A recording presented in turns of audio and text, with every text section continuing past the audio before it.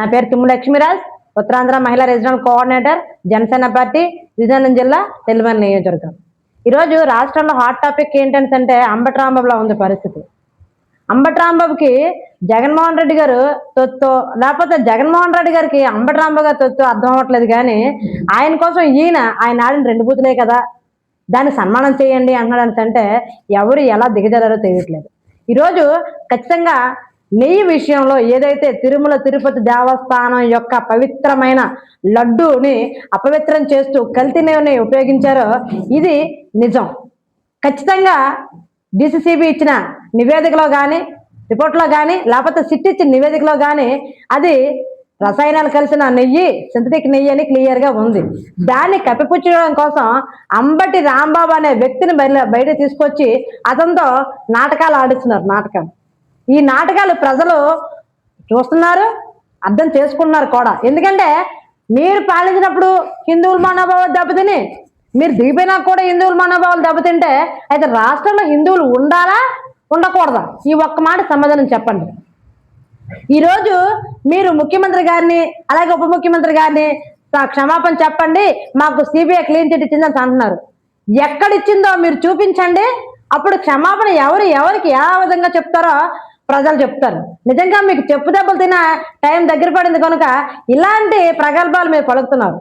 ఈరోజు ఇది వీకెండ్ సీఎంగా అప్పుడు పనిచేసి ఈరోజు వీకెండ్ పొలిటీషియన్గా ఇప్పుడు పనిచేయడం కోసం ఈరోజు గురువారం, ఈరోజు సాయంత్రం కానీ రేపు ఉదయం కానీ ఫ్లైట్ ఎక్కి బెంగళూరుకి వెళ్ళిపోయే జగన్మోహన్ రెడ్డి గారు వచ్చి మాట్లాడితే దాన్ని మీరు బలంగా తీసుకుంటున్నారు. ఈ జగన్మోహన్ రెడ్డి ఎలాంటి క్రికెట్ మ్యాచ్ టీమ్ లీడర్స్ అంటే 11 మంది ఆయన వెనకథలు ఉంటే ఆ 11 మందితో అసెంబ్లీకి వెళ్ళడు, అసెంబ్లీలో ఎటువంటి చర్చలు చేయడు. ఈ రోజు నిజంగా ఆయన చర్చిస్తుంటే అదే లడ్డు కోసం అసెంబ్లీలో మాట్లాడొచ్చు, కానీ మాట్లాడు, ఎటువంటి చర్చలకి పాల్గొనడు. కానీ ఆయనకి ఎమ్మెల్యేగా ప్రోటోకాల్ కావాలి, ఎమ్మెల్యేగా ఆయన యొక్క వేతనాలు ఆయనకు కావాలి. ఇలాంటి క్రికెట్ టీం లీడర్ని పట్టుకొని వీళ్ళందరూ కూడా ఎప్పుడు బూతులు తప్ప ఎప్పుడు మంచి మాటలు మాట్లాడరు. ఈ జగన్మోహన్ రెడ్డికి ఆ బూతులు ఎలా వినిపిస్తాయో వర్ణమాలలాగా వినిపిస్తాయి. అందుకంటే ఆయనకి పక్కన పేరు నాని, అలాగే ఇంకో నాని, కొడాలి నాని, అలాగే వంశీ, ఇలాంటి వాళ్ళందరూ కూడా పక్క నుండి నిరంతరం బూతులే మాట్లాడితే ఆయనకి ఆ బూతులు, ఎందుకంటే ఆయన కూడా తల్లికి గౌరవం ఎవరు, మిగతా వాళ్ళకు తల్లికి గౌరవం అనుకుని ఆ బూతులకి ఆయన అలవాటు పడిపోయాడు. అలవాటు పడిపోయిన తర్వాత 2 మాటలు మాట్లాడాడు, దానికి మీరు సన్మానం చేయండి అంటున్నారు. ఇంకోటి, ఈ రోజు ఫ్లెక్సీ విషయం కోసం ఈ అంబటి రాంబాబు గారు ఆంబోతులో కారు వేసుకుని బయటకు వెళ్ళారు.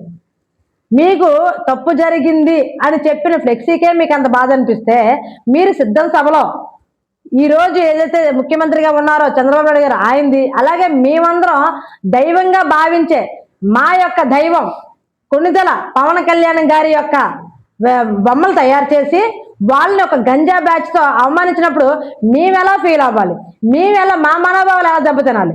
మీరు చేసిన తప్పుడు ప్రజలు గుర్తించారని భయంతో మీరు ఎన్నో రాజకీయాలు చేస్తే మేము మాత్రం ఆ రోజు ప్రజలే మీకు బుద్ధి చెప్తారు, ఎవరు సిద్ధమా అని మేము వదిలేబట్టే ఈరోజు మీరు 11కి నామాలు పడిపోయి ఇంకా మీకు సిగ్గులేదు, మీకు బుద్ధి రాలేదు. మీరేమో అంబటి రాంబాబుకి సన్మానం చేయండి అన్నారు. దేనికి సన్మానం చేయాలి?